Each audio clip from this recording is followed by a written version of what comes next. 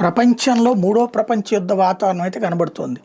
ఆర్థిక సంక్షోభాలు వచ్చినప్పుడు, ఆర్థిక సంక్షోభాల వలన ప్రజల్లో మదన పడుతున్నప్పుడు, ఆ ప్రజల్లో వచ్చే తిరుగుబాటు స్వభావాన్ని డైవర్ట్ చేయడం కోసం యుద్ధాలు చేయడం అనేది జరిగింది. గతంలో జరిగినటువంటి రెండో ప్రపంచ యుద్ధం అయినా, ఒకటో ప్రపంచ యుద్ధం అయినా పైకి చెప్పబడే కారణాలు వేరు. చిన్నా చితక కారణాలతో కూడా యుద్ధాల వైపుకి తీసుకెళ్ళడం ఏంటంటే ఆనాటి పాలకులు తమను తాము కాపాడుకోవడానికి వేసిన ఎత్తుగడ. ఇప్పుడు కూడా అట్లాంటి సిచ్యువేషన్ ఉంది. ట్రంప్ తనను తాను కాపాడుకోవాలి, అమెరికా ఆర్థిక సంక్షోభం నుంచి డైవర్ట్ చేయాలి. పుతిన్ తనను తాను కాపాడుకోవాలి, రష్యాకి సంబంధించిన అభివృద్ధి నుంచి డైవర్ట్ చేయాలి. ఇలా అన్ని దేశాలు, యూరప్ దేశాలకు కొన్ని సమస్యలు ఉన్నాయి.